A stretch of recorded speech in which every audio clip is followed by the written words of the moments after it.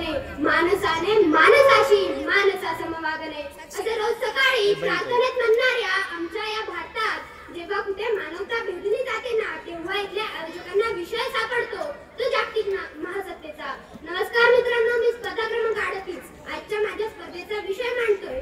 खरंच भारताची वाटचाल ही जागतिक महासत्तेकडे होत आहे की नाही, तर यावर माझे मत नाही आणि नाहीच.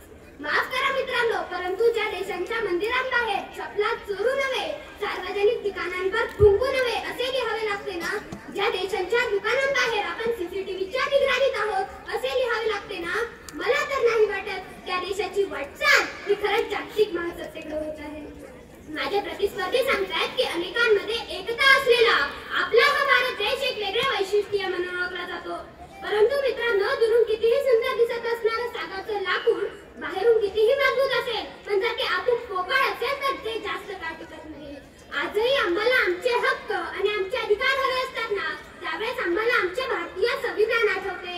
मात्र ज्यावेळेस आम्हाला आमची ओळख हवी असते ना, त्यावेळेस मात्र आम्हाला आमची जात आणि आमचा धर्मच आठवावा लागतो. ही मात्र खेदाची गोष्ट.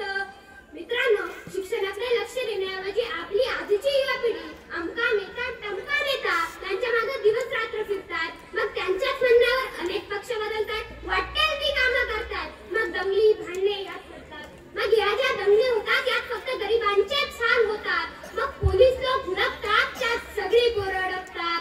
मग दाखल केस आणि दाखल शिक्षा. मग कशाची शाळा आणि कशाची परीक्षा.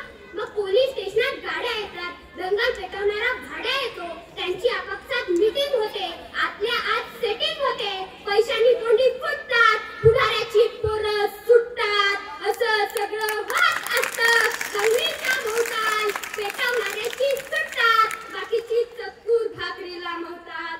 मित्रांनो, आपल्या देशाला स्वातंत्र्य मिळाल्याच्या अगदी दुसऱ्याच दिवशी म्हणजे 16 ऑगस्ट 1947 रोजी अण्णाभाऊ साठेंनी मुंबईवर एक मोर्चा काढला होता आणि त्या मोर्चात असे नारे देण्यात आले होते की इस देश की जनता भूखी है, इस देश की आजादी झूठी है. त्यावेळेस ब्रिटिशांनी भारतातील शेतकऱ्यांविषयी एक अहवाल सादर केला होता आणि त्या अहवालात असे नमूद करण्यात आले की भारतातील शेतकरी हे कर्जात जगतात, कर्जात जगतात आणि कर्जातच मरतात. या तिन्ही गोष्टींचा आपण आजही विचार केला ना, तर यात फारसा बदल झालेला नाही.